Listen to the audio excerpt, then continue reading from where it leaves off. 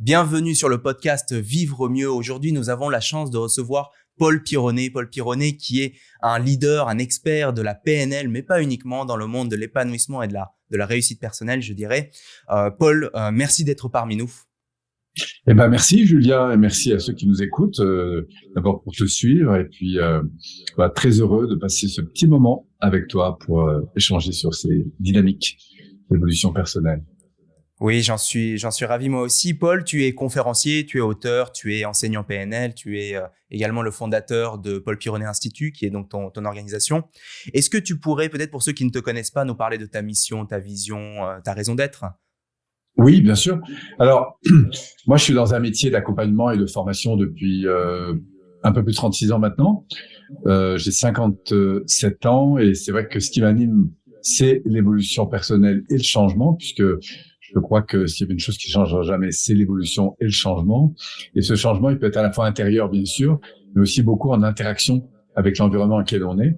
Et c'est la raison pour laquelle ma mission, en fait, elle consiste en 3 grandes parties. On pourrait dire une première qui est de partager, comme on le fait ici aujourd'hui, un maximum de petites clés comme ça qui permettent aux personnes de mieux se connaître, de mieux gérer leurs émotions, de prendre davantage conscience en fait de la manière de s'aligner un peu plus dans leur vie, c'est-à-dire d'avoir une vie et des projets qui soient de plus en plus en phase avec leur cœur, avec leurs valeurs en fait. Ça, c'est vraiment un axe qui me porte beaucoup. Après, le deuxième, au-delà de faire de la communication sur les réseaux notamment ou dans les cadres qui m'accueillent, c'est de former et d'accompagner aujourd'hui peut-être des centaines de personnes par an, que ce soit en animation en salle, puisque je fais beaucoup de séminaires en salle. Et puis, bien sûr, de plus en plus, depuis surtout 2020, en ligne, puisqu'on a aussi beaucoup de formations en ligne. Donc ça, c'est ma deuxième mission, former et accompagner des personnes qui viennent d'abord pour des raisons perso, et puis ensuite, très souvent, qui aspirent en tout cas à intégrer dans leur vie professionnelle toute cette dynamique d'évolution personnelle. Et du coup, ils veulent s'orienter après vers des métiers comme l'accompagnement, la formation, tout ce qui tourne autour de l'intégration, on pourrait dire, de ces outils dans leur vie professionnelle. Et puis ma troisième mission, on va dire, c'est aujourd'hui d'accompagner, notamment à travers différentes choses. Je pense à une application, par exemple, qu'on a développée autour d'une communauté qui s'appelle Petit Paille, qui a pour objet aujourd'hui de permettre aussi à des professionnels de rayonner ensemble auprès d'une population de plus en plus nombreuse. Donc, ce qui m'anime beaucoup, c'est d'accompagner ces contributeurs de changement. Alors, pour la plupart formés en PNL, mais pas seulement, à briller en fait en quelque sorte de leur talent. C'est quelque chose qui est très important pour moi, cette notion de développement professionnel en réseau, on va dire. Voilà. Donc ça, c'est quelque chose voilà en gros ce qui est mon quotidien pour la partie professionnelle. D'accord. Donc trois volets qui ont tous donc un impact sur les individus. Si j'entends bien ce que tu dis, les individus, c'est finalement à la fois donc l'aspect personnel, mais aussi briller, avoir plus de, je sais pas quel mot on peut utiliser, plus d'impact ou de puissance aussi en société et dans le collectif. Est-ce que c'est une description qui fait sens? Absolument. C'est-à-dire que au-delà de diffuser pour moi des contenus qui aident les gens à répondre à des questions qui se posent dans leur quotidien, au-delà de les former, de les accompagner, c'est de permettre après à tous ceux qui ont intégré ces outils, eh bien de devenir eux aussi des contributeurs de changement, si je puis dire, en offrant et en développant ces capacités, un peu comme tu le fais, quoi, c'est-à-dire à se mobiliser pour partager, faire connaître et au fond développer leur activité professionnelle autour de ce qui les passionne. Oui, je comprends et c'est sûr que personnellement, je vois très bien de quoi il s'agit puisque je me suis formé chez toi sur un stage et ça m'a apporté également davantage de confiance sur ma capacité à justement communiquer ces éléments pour favoriser les changements. Donc, c'est exactement ce que tu es en train de dire. J'aimerais bien, si c'est possible, Paul, te demander quelles sont justement donc en fait des méthodes ou des outils qui te sont à ta disposition pour permettre de faire ça et comment est-ce que réellement ces individus en fait changent? Alors, quand on parle de changement, il y a 2 types de changements. Il y a d'abord le changement de la personne. dans sa relation avec elle-même et avec son environnement. Donc, on va parler là de développement personnel, même si c'est pas que personnel, parce que on se développe évidemment avec son environnement. Et puis après, il y a ce qui va permettre autour de ce développement personnel, le développement et le rayonnement, on pourrait dire, de ceux qui veulent aujourd'hui contribuer au développement de leur activité, c'est-à-dire qu'ils veulent intégrer ces outils pour aider d'autres personnes à avancer, quel que soit leur métier. Alors, pour la première partie concernant le développement personnel, moi, l'outil principal que j'utilise, c'est la PNL, enrichi après 36 ans de pratique, si tu veux, et de formation aussi pour ma part dans beaucoup d'autres domaines, puisque je me suis d'abord formé en Gestalt, une approche qui se préoccupe beaucoup de l'accueil des émotions, de la gestion des comportements relatifs à l'impact, enfin, les comportements qui font à la fois perdants ou gagnants, si tu veux. Mais tout ça, c'est d'abord très axé sur la prise en compte des émotions. Donc ça, c'est la Gestalt. Après, je me suis formé aussi en sophro. J'ai fait aussi beaucoup d'analyse fractionnelle. Enfin, j'ai touché à pas mal d'approches qui touchent à la fois le corps physique, énergétique, émotionnel, mental, spirituel. Et puis après, j'ai eu la découverte en 90 de la PNL, où là, j'ai vraiment trouvé des outils qui pour moi étaient très intéressants parce qu'ils remettaient beaucoup en valeur le fonctionnement neuropsychique, c'est-à-dire la PNL décrit en fait ce que tout le monde fait de la PNL en fait, mais le fait de la PNL sans le savoir. Donc la PNL c'est l'art d'aller comprendre qu'est-ce qui se joue dans notre cerveau et notre système nerveux, et à partir de cette mécanique de comprendre comment on peut rentrer en relation avec soi, préconscient et inconscient, mais surtout aussi améliorer notre rapport à l'environnement. Donc la PNL est probablement une des bases que j'utilise le plus dans ma carrière, bien que elle soit complétée de beaucoup d'autres connaissances que j'ai. Voilà. Et donc, je forme et accompagne énormément de personnes dans l'intégration des outils de la PNL pour à la fois se développer eux sur un plan perso, et puis bien sûr après, parce que c'est 70% des cas, des personnes qui veulent intégrer ce qu'ils ont appris en accompagnant d'autres personnes, tu vois. Donc, qui vont après se tourner vers des métiers comme la formation pour apprendre à transmettre ces outils dans des groupes. Ils vont aller vers du coaching individuel, du coaching d'équipe. Certains vont aller vers le grand public, d'autres l'entreprise. Tu vois, c'est assez large après. Et puis il y a des gens qui vont rester dans leur métier. Ils sont managers, ils sont dirigeants, ils sont enseignants, ils sont parfois médecins, ils sont avocats, mais ils vont intégrer la PNL dans le cadre de leur métier. Tu vois. Oui, je comprends. Et si on, pour rebondir à ce que tu dis, et si on zoome sur quelques exemples d'applications pour les auditeurs, pour qu'ils arrivent à se faire une idée, ça pourrait être, par exemple, des sujets comme la confiance en soi, mais aussi la gestion de conflits, par exemple.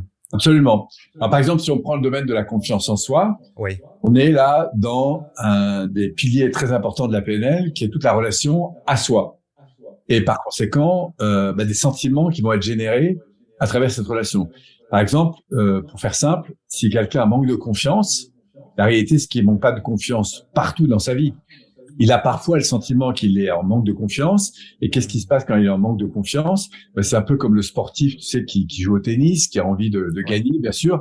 Ça fait 3 fois qu'il rate son match. Donc, qu'est-ce qui se passe dans le système nerveux? Comme ça fait 3 fois qu'il rate et qu'en plus de ça, il a une aspiration très forte à gagner. Dit autrement, comme il a un désir fort de gagner, il peut aussi avoir une peur, tu vois, importante de pas gagner. Tu vois.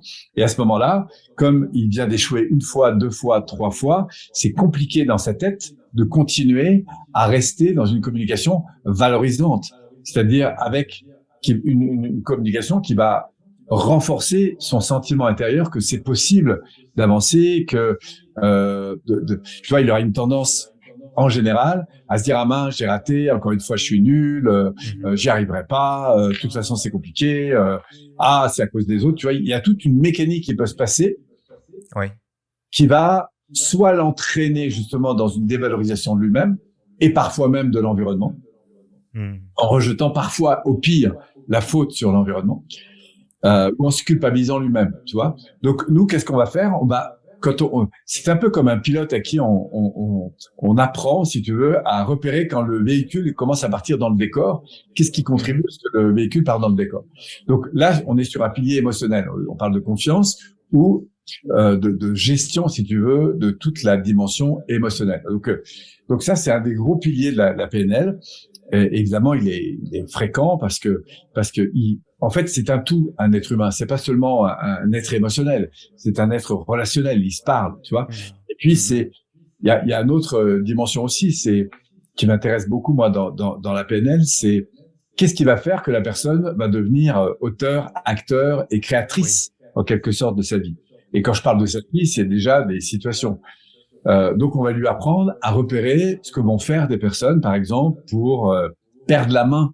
Tu vas perdre le contrôle. Quand je dis le contrôle, c'est pas dans le sens contrôlant du terme, mais c'est dans le sens j'ai l'impression d'être acteur-auteur. Si tu veux, pour faire court, mon cher Julien, il y a deux éléments qui vont rendre les gens heureux ou malheureux, quel que soit leur contexte, quel que soit leur niveau de confort, quel que soit l'endroit où ils vivent sur la planète.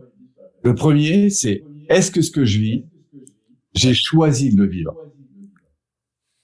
Tu vois, tu pourrais être un type qui part à l'étranger, secourir des gens dans des conditions extrêmement difficiles, mais parce que tu as choisi de faire ça, parce que ça correspond à tes valeurs, à tes projets, parce que ça a du sens pour toi, même dans un contexte très difficile, c'est là que tu vas être heureux. Tu vois.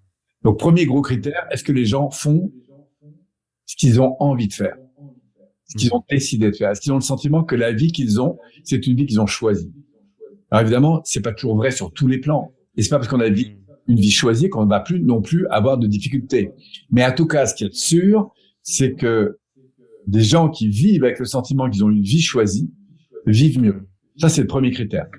Et le deuxième critère que j'ai observé, et Dieu sait que j'en ai croisé des personnes, c'est le sentiment qu'ils sont utiles. Ils sont utiles peut-être pour une personne. Ça peut être un professeur qui se sent utile à l'égard de ses élèves, peut être un médecin qui se sent utile à l'égard de ses patients, peut être un coach qui se sent utile à l'égard de ses clients. Enfin, c'est un sentiment d'utilité. Si ce n'est à l'égard de personne, c'est à l'égard d'une cause ou d'un environnement ou d'un projet ou quoi que ce soit. Donc, il y a à la fois, est-ce que je vis la vie que j'ai choisie, en gros, et deux, est-ce que je me sens utile? Et ces deux paramètres, si tu les inverses, il n'y a rien de tel pour tuer un être humain. C'est-à-dire, tu le mets dans une vie qu'il n'a pas du tout choisie. Et deux, tu as le sentiment que ce qu'il fait, ce qu'il dit, ce qu'il raconte, c'est inutile, c'est complètement inutile pour tout le monde. D'ailleurs, c'est comme ça que pendant la guerre, d'ailleurs, on faisait souffrir énormément des gens, on les mettait dans du non-sens, tu vois. Voilà. Donc, une fois que tu as compris ça, après, la question, c'est quels sont les éléments qui vont faire que les gens ont une vie qu'ils ont choisie, ou à toi vont entrer de plus en plus dans une vie choisie, et on va pas y aller sur tous les terrains en même temps, mais c'est quelque chose qu'on peut apprendre à choisir la manière dont j'ai envie de communiquer avec mes enfants, avec mon conjoint, la manière dont j'ai envie de faire du sport parce que c'est bon pour moi et pas seulement bon pour les autres, la manière dont j'ai envie de travailler, organiser mon temps, gérer ma vie, etc. Tu vois, la manière dont j'ai envie de gagner mon argent. Donc tout ça, pour devenir auteur, acteur et créateur, il y a comme des recettes, si tu veux. Parce que la vie, elle répond à des lois, tu vois. Ce que je trouve de passionnant, c'est de découvrir dans la mécanique humaine, qu'est-ce qui fait que tu vas avoir 2 ou 3 personnes qui, face aux mêmes situations, vont avoir évidemment chacun des interactions différentes. Et ce qui m'intéresse, il n'y a pas de bon ou de mauvaise action, mais c'est est-ce que l'action que la personne va avoir est en rapport, a du sens avec ce qu'elle veut vraiment, tu vois. Quelqu'un qui, par exemple, se dévalorise ou se culpabilise ou rejette la responsabilité sur les autres quand il a un problème, et Dieu sait que c'est facile de critiquer, ça ne demande aucune once de responsabilité. Mais est-ce que quand il fait ça, il se sert ou il se dessert? La plupart du temps, il se dessert. Même si sur le coup, ça lui fait du bien, la réalité, c'est qu'à moyen terme et long terme, il se dessert. Pourquoi? En fait, ce qu'il faut bien comprendre, mon cher Julien, et toi qui nous écoutes, faut bien comprendre une chose, c'est que un être humain, il est fait de plusieurs niveaux. Il y a un niveau que je vais appeler le conscient. Le conscient, c'est celui qui, par sa conscience des choses, aspire, si tu veux, à avoir de bonnes relations, à progresser dans sa vie, à manger correctement, à faire du sport, à avoir une belle santé, à avoir des relations qui sont chouettes, à avoir, etc. Parce que tout le monde aspire à ça. Ok? Sauf que on n'est pas fait d'un conscient qui décide. On est fait d'un préconscient et d'un inconscient. Qu'est-ce que c'est ce préconscient? C'est tout ce qu'on a habitué, qu'on a appris, qu'on s'est habitué à faire. Et dans toutes ces habitudes, il y a des choses qui sont positives et il y a des choses qui sont moins positives. Et c'est géré par notre système neuro-émotionnel. Donc, je te donne un exemple. Si tu as passé une mauvaise journée, que tu rentres chez toi parce que tu as bossé toute la journée, que t'en peux plus, et ben au moment où la porte se ferme, tu t'installes dans ton canapé et c'est tellement facile de te laisser aller à regarder Netflix, à manger n'importe quoi, etc. Pourquoi? Parce que comme tu n'es pas animé au fond de toi, tu vois, eh bien, qui va prendre le relais, c'est pas ta conscience qui est portée par des valeurs, par un projet, par des choses comme ça. C'est ta partie préconsciente que je vais appeler, c'est un peu comme le cavalier et le cheval, tu vois. Et le cheval, lui, il fonctionne de manière différente. Qu'est-ce qu'il cherche, lui? Lui, ce qu'il veut, c'est préserver ce qu'il connaît, parce qu'il est très bien là-dedans. Et deux, trouver du plaisir. Et si possible, immédiatement. Donc, si moi, dans ma conscience, j'ai pas fait un travail de clarification de ce que je veux, ce qui est bon pour moi, en l'occurrence, aller faire du sport, et ça, c'est une valeur, ça, tu vois. Quand je rentre chez moi, j'ai besoin de retrouver de l'énergie. Donc, du coup, je sais que prendre mes baskets et aller courir un peu en forêt, ça me fera du bien. Parce que j'ai décidé ça, parce que je nourris un projet, je le fais, tu vois. Sinon, je me dis, je le ferai demain, tu vois. Et je pose les baskets, tu vois, et je remets les Santiago, et puis, je me mets dans mon canapé, tu vois. Et si en plus, mes enfants sont pas là, comme j'en peux plus, il y a une partie de moi qui dit, allez, Polo, laisse-toi aller. Et la partie de moi qui le laisse aller, c'est une partie qui va nourrir mon bien-être immédiatement. Et malheureusement, m'entraîner dans des comportements qui, à moyen terme et long terme, vont me desservir. Et c'est peut-être, pour ceux qui nous écoutent, l'enseignement majeur de mon message aujourd'hui.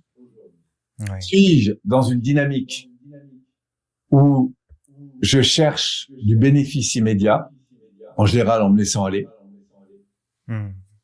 ou est-ce que je suis connecté à quelque chose de plus grand qui me dépasse et qui s'instaure dans un projet qui m'anime, tu vois? Et tu verras que les êtres humains qui sont portés par quelque chose qui les dépasse, qui engagent un projet, même si ça n'a pas court, mais ils font ce qu'ils aiment. Ils définissent des objectifs, un prochain pas, puis un prochain pas, puis un prochain pas, puis un prochain pas. Si tu écoutes tes passions et que tu avances de pas en pas, en pas en pas, la deuxième chose qui va se passer au-delà de tes passions, c'est que tu vas commencer à découvrir le sens de ta contribution. Pour qui tu fais ça et qu'est-ce que tu apportes. Et quand tu vas sentir, en fait, que non seulement tu te fais plaisir en le faisant parce que tu progresses, mais qu'en plus tu te sens utile, ton énergie, évidemment, elle va monter, tu vois. Et la mécanique humaine, il y a 2-3 trucs, quand on les a compris, ça fait une énorme différence.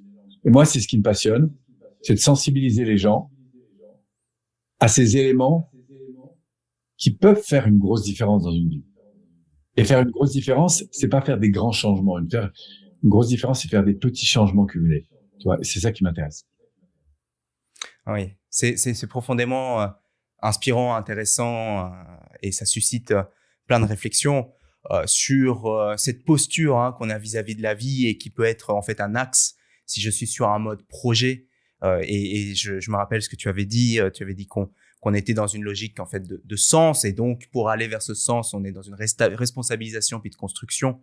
Et à l'inverse, quand on s'habitue à cette gratification instantanée et qu'on prend l'habitude en fait d'ignorer cette part de nous qui aspire à davantage, on se retrouve dans du non-sens et donc dans de la frustration, de la destruction, ou parfois peut-être des stratégies de dépendance ou autre. Oui, et ça peut même avoir du sens, c'est-à-dire que on a une vraie motivation à justifier que de toute façon, c'est mieux pour nous, tu vois. Oui. C'est mieux pour nous de prendre de la drogue, c'est mieux pour nous d'être dans des comportements qui sont néfastes en fait. C'est ça qui est fou en fait, dans le système. Donc, tout comme on peut être programmé pour grandir et se développer, on peut être aussi programmé, s'automatiser dans des comportements qui nous desservent à long terme. Il y a une notion de prix à payer, c'est-à-dire si je suis dans cette polarité plutôt de non-sens, me diriger vers le sens peut me sembler coûteux, dans le sens où je dois renoncer à de la gratification instantanée, non? Alors, j'adore ce que tu dis, parce qu'en fait, il y a un prix à payer des deux côtés. Il y a un prix à payer pour aller chercher ce qu'on aime dans la vie. Mais Dieu sait qu'on est gratifié après. Oui. Et il y a un prix à payer pour ne pas aller chercher ce qu'on aime. Mais lui, nous coûtait beaucoup plus cher. Sauf que comme il n'est pas immédiat, on le voit pas arriver, en fait. Et notre système nerveux, il fonctionne principalement dans l'immédiat. Sauf s'il est connecté à un avenir. Et quand t'as pas d'avenir, tu gères l'immédiat, en fait. Et tu fais ce que tu peux avec l'immédiat. Donc là, ce qui est intéressant, c'est de voir comment des micro-comportements vont nous remettre dans une dynamique immédiate de progression. Je parlais beaucoup de changements au début. Oui. Moi, je crois qu'il y a 2 types de changements. Il y a des gros changements, par exemple, je suis pas bien dans mon boulot, donc j'ai envie de changer de boulot. Je suis pas bien dans ma relation, donc j'ai envie de changer ma relation. Je suis pas bien dans mon appart, donc j'ai envie de changer d'appart. Je suis pas bien dans ma région, enfin bref, t'as compris. Ça, c'est des gros changements. C'est ce que j'appelle des ruptures de continuité. Mais tu peux beaucoup changer d'endroit, de boulot, de relation, etc., d'environnement, mais être toujours dans le même fonctionnement à l'égard de l'environnement. Et ce que j'appelle des micro-changements, c'est que je change pas l'environnement, mais je vais changer ma relation à l'environnement, à la manière dont je mange, à la manière dont je parle à mes enfants, la manière dont je parle à mon conjoint, la manière dont je me parle, la manière dont je pense, la manière dont je réagis quand il y a un gros bouchon tu vois, voilà, j'ai des contraintes. Enfin, comment je travaille en fait en quelque sorte mon rapport à moi-même et à l'environnement. Et c'est dans cette qualité d'échange pour moi que réside, si tu veux, les gaps de développement les plus importants. Et donc ça, c'est ce que j'appelle des micro-changements. Et il faut pas grand-chose pour changer beaucoup en effet cumulé. C'est un peu comme le placement financier. On mesure rarement les effets cumulés. Alors, pour que les gens comprennent ce que c'est que la puissance d'un effet cumulé, tiens, je vais te poser une question, Julien. C'est en même temps pour les auditeurs. Tu prends une nappe sur une table, d'accord, qui fait à peu près 2 mm d'épaisseur. Tu la plies en deux, elle va donc faire 4 mm. Tu la replies en deux, elle va faire donc 8 mm. Tu vas la replier en deux, elle va faire 16 mm. Ça, c'est ce qu'on appelle l'effet cumulé. Maintenant, j'ai une question. Pour couvrir, selon toi, la distance de la Terre à la Lune, d'accord, je crois que c'est à peu près 400 et quelques mille kilomètres. D'accord. Combien de fois il faut plier la nappe? Alors évidemment, t'as pas la réponse en tête, sinon si tu la connais pas, tu l'as pas. Sûr. Mais comme ça, question, est-ce que tu penses que c'est plus de 1000 fois ou moins de 1000 fois? Ah oui, j'aurais dit 10 000, quelque chose comme ça. Hein. Alors je te le dis, c'est moins de 1000. Est-ce que tu penses que c'est plus de 500 ou moins de 500? J'aurais dit plus de 500. C'est moins de 500. Est-ce que tu penses que c'est plus de 100 ou moins de 100? Plus de 100. Plus de 100.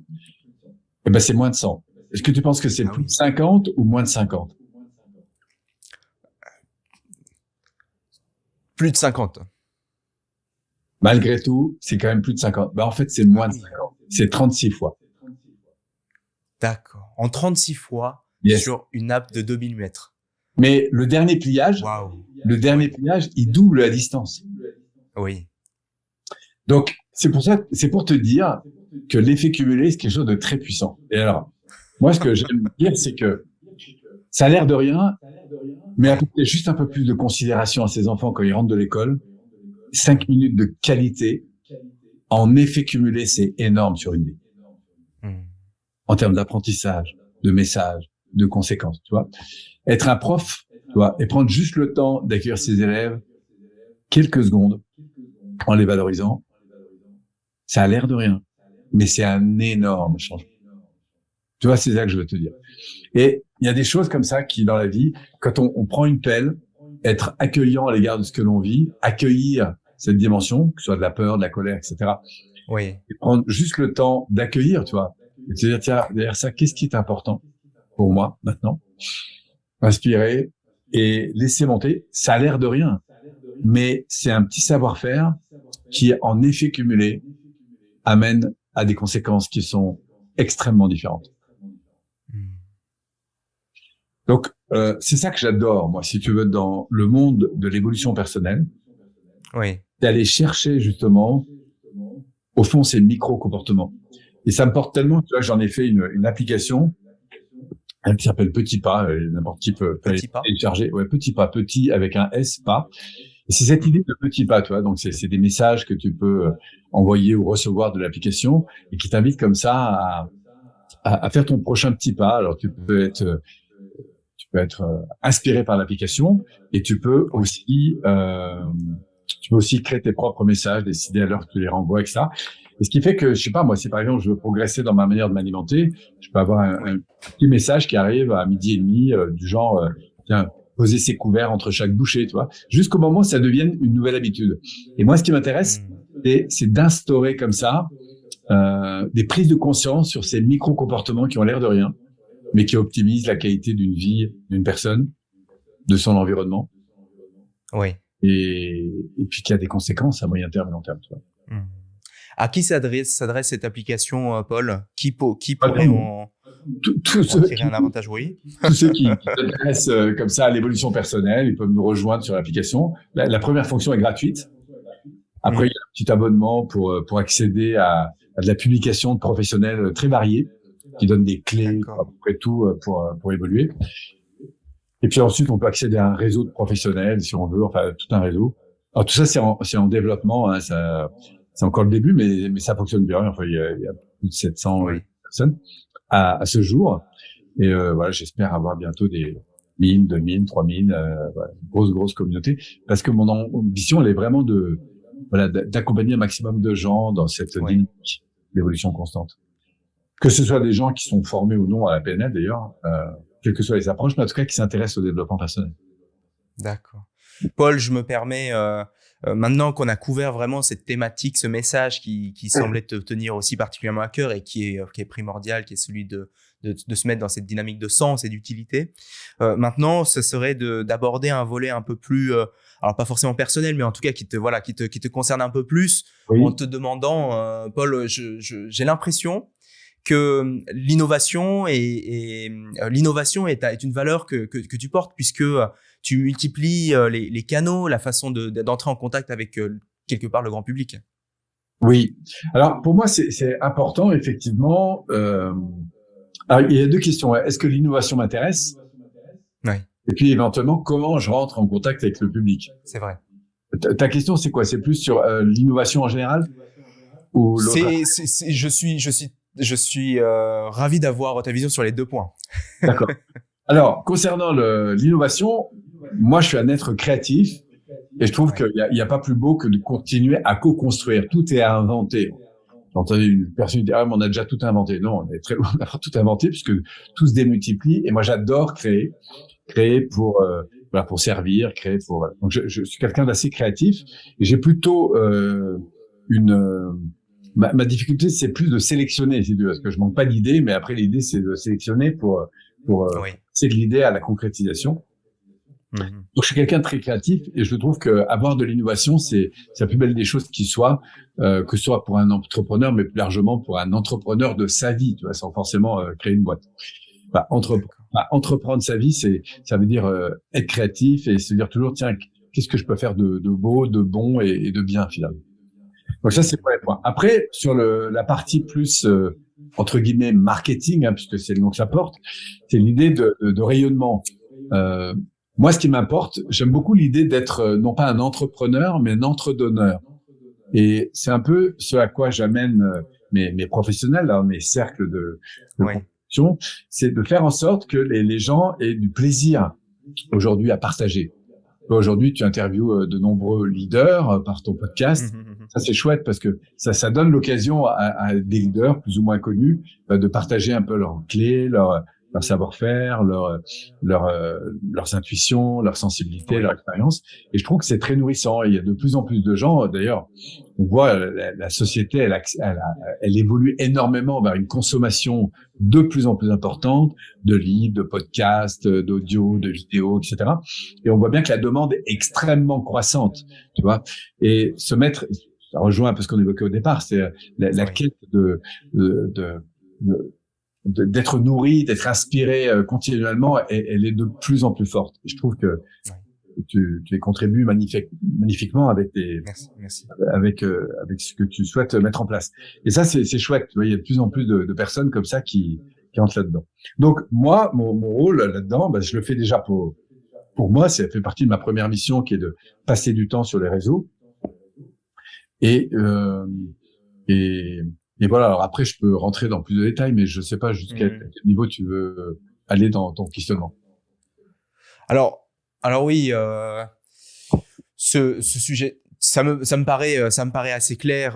Ça me paraît assez clair. C'est vrai que c'est vrai que cette notion, voilà, tu portes cette notion de l'innovation et cette volonté d'atteindre le grand public par le biais donc de différents leviers. Et puis tu as parlé de cette notion entre donneurs plutôt qu'entrepreneurs pour être dans cette dynamique d'apporter, en fait, de s'apporter mutuellement.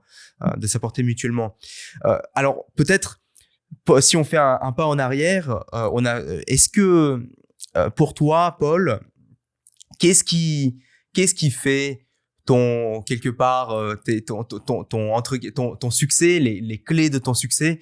Qu'est-ce qui t'a permis d'être là où tu es aujourd'hui?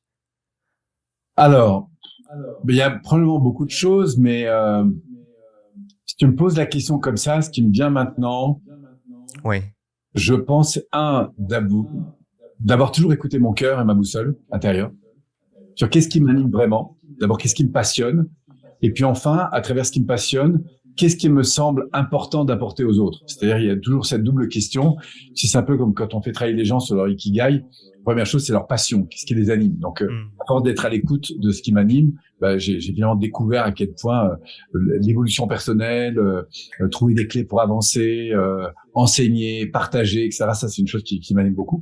Et la deuxième chose qui m'anime, c'est de permettre à des personnes qui en ont besoin de grandir. Donc, moi, je m'adresse au grand public. J'ai longtemps travaillé dans des grosses boîtes, mais tu vois, j'ai lâché les grosses entreprises pour aller plutôt vers du grand public, parce que ce qui m'intéresse, c'est d'être au contact de gens qui ont pris des décisions d'avancer.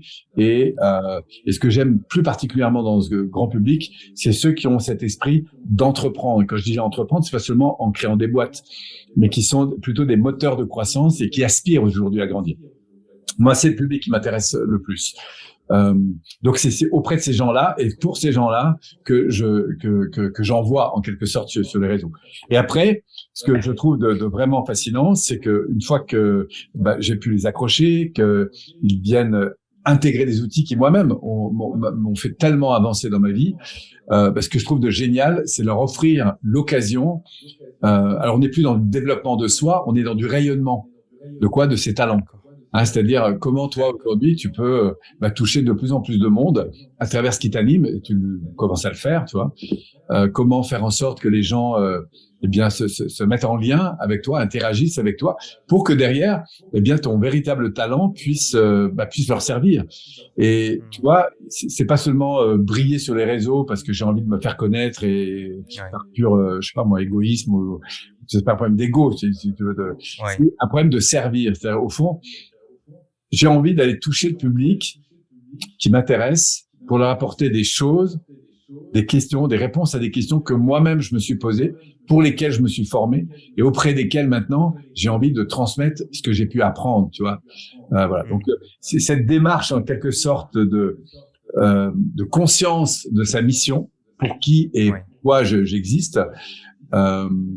Et je trouve vraiment magnifique quand je vois des personnes qui ont des parcours de dingue, de pouvoir faire rayonner en fait autour d'eux leur expertise, leur expérience, leur sensibilité. Et puis du coup, de l'autre côté, d'avoir toute une armada de gens qui peuvent justement accéder à ces personnes pour être elles-mêmes inspirées. Parce que on n'est pas inspiré que par bien sûr qu'il y a des leaders, des mentors, des gens qui nous impressionnent beaucoup par leur développement, mais on peut être aussi inspiré par des gens qui nous font juste part de la manière dont ils ont mieux géré leur relation avec leurs enfants la veille, ou de la manière dont un prof a retourné une situation positivement avec un élève, ou tu vois, c'est ça que je trouve intéressant, c'est partager ces clés qui font le succès de la vie quotidienne, en fait. Et c'est vrai que finalement, on en revient un peu à cette notion de sens et d'utilité. Et alors, quand je vais vers, voilà, quand j'ai ce sens qui est profond en moi et que j'ai cette vision de l'utilité, parfois j'avance et dans la réalité, je peux me retrouver face à des obstacles ou des doutes ou des peurs. Est-ce que c'est quelque chose qui t'est arrivé à toi et comment as-tu surmonté ces obstacles? Alors, d'abord, faut savoir qu'un entrepreneur, c'est quelqu'un qui décide de se confronter à des problèmes qu'il n'avait pas jusqu'alors. Oui. Parce que si tu veux entreprendre, je sais pas moi, dans l'immobilier, tu vas te confronter à des problèmes que tu n'avais pas jusqu'à maintenant. Si tu veux t'entreprendre une boîte, par exemple, toi, aujourd'hui, tu as décidé de monter des podcasts, bah, c'est clair que tu as eu des problèmes. C'est clair que tu as eu des challenges. C'est clair qu'il y a des questions. Il y a clair qu'il y a des moments, il y a des doutes. Il y a des moments où ça marche pas. Il y a des moments où la technique ceci ou cela, etc. Donc, tout entrepreneur est confronté, comme tout être humain, à des contraintes qui peuvent générer de l'insécurité, qui peuvent générer de la colère, qui peuvent générer de la tristesse, qui peuvent générer des arrois, enfin toutes sortes de choses. Donc voilà, oui. On est tous logés à la même enseigne. Alors après, les insécurités profondes qu'on a, elles sont aussi générées par notre mindset, par notre propre façon de fonctionner, par nos blessures aussi du passé. Donc, ce qui est aussi intéressant, c'est de voir comment parfois, confronté à des problèmes, je me dis comment je fais partie du problème que je vis en fait. Donc moi j'ai une grande philosophie qui consiste toujours à se dire où sont mes problèmes dans la vie, pas pour mettre le nez que sur les problèmes parce que je suis au contraire pour moi très très motivé par le fait de trouver des solutions, mais c'est en accueillant les difficultés que nous avons, parfois auxquelles nous nous sommes habitués, que j'appelle ces difficultés répétitives, mais qui sont presque devenues normales. Et tu sais, c'est un peu l'habitude comme ça d'un problème que j'ai eu une fois, 2 fois, 3 fois. Puis après, je me dis, bon, ouais, je suis comme ça. C'est un peu comme le carton que tu laisses, tu sais, à l'entrée de chez toi après un déménagement. Si tu le laisses un peu trop longtemps, il ne gêne plus, en fait. Tu vois? Et ben, l'être humain, lui, il s'habitue à avoir des problèmes. Donc, de temps en temps, c'est important de se dire, bon, qu'est-ce qui, dans ma vie, aujourd'hui, est un peu répétitif et qui ne me convient plus vraiment? Et de temps en temps, il faut aller se chercher, en fait, dans ces zones-là. Alors, parfois, c'est les problèmes de la vie qui nous alertent et parfois, ben, ça va relativement bien. Et les gens te diront, bah, moi, pour l'instant, il y a pire que moi, toi. Bon, mon travail, c'est pas génial, mais bon, il y a pire. Tu vois, ma relation, bon, mais il y a pire. Oui, c'est vrai que j'ai plus fait vraiment de sport depuis un certain temps, mais il y a pire. Bon, je parle plus trop à mes parents ou à mes enfants, mais bon, c'est pas bien grave. Voilà, donc c'est pas bien grave parfois. C'est un peu ce que j'appelle la zone d'automne. Tu vois, on se laisse un peu aller, et puis après, ben, la vie, elle va finir par venir nous chercher en disant bon, il faudrait peut-être Polo, si ça fait longtemps que tu prends du poids là, il faudrait peut-être que tu commences à prendre en compte. Tu vois, ça fait longtemps que tu vois, à part avec ton conjoint de parler des problèmes des enfants, est-ce que vous êtes retrouvés pour aller célébrer un petit peu, tu vois? Bon, bref, donc c'est là où dans la vie de tous les jours, on va aller s'éveiller par nos frustrations à comprendre ce serait quoi nos ambitions en fait, qu'est-ce qu'on veut à travers ça, qu'est-ce qui serait mieux, et après de décider de faire évoluer les choses. Voilà, je sais plus pourquoi je suis parti là-dessus, mais en tout cas l'idée c'est d'être dans une dynamique d'accueil et de transformation. Et dans cette dynamique-là, on parlait des émotions. C'est super d'avoir des émotions, d'avoir des peurs, d'avoir des craintes, d'avoir tout ça, parce que c'est dans cet accueil-là, en fait, que réside pour moi les véritables opportunités de croissance. La opportunité de croissance, elle est dans l'accueil, justement, ce qui va pas. Donc oui, les peurs, on en aura toujours, et heureusement. Voilà, moi je suis un être humain, hein, c'est-à-dire des enjeux, j'en ai tous les jours, des situations de conflit tendues, j'en ai aussi. Mais c'est vrai que le fait d'apprendre à gérer de mieux en mieux ces choses-là, ça aide beaucoup. Et je pense que une des caractéristiques, pour rebondir sur tes questions sur autour de ce qui a fait le succès, je pense qu'une des caractéristiques les plus grandes, c'est la qualité de relation. Il n'y a pas de problème humain qui n'évolue pas à travers la qualité d'une relation. Donc, qu'on soit parent, qu'on soit manager, qu'on soit avec ses voisins, quoi. Tous les problèmes que vous avez, si vous avez une bonne communication, vous avez plus de chances, j'allais dire, de vous en sortir. Ce qu'il y a de sûr, c'est que quand il n'y a plus de communication, les problèmes commencent et deviennent souvent plus graves. Tu sais, je travaillais à un moment donné avec des spécialistes dans le milieu de la sécurité nationale, notamment des gens qui travaillent dans des corps un peu particuliers. Et il me parlait tu sais, des négociateurs pour les gens qui ont soit qui ont enlevé les gens, soit des gens qui ont négocié avec des terroristes. Et je leur disais, mais c'est quoi pour vous le truc le plus important?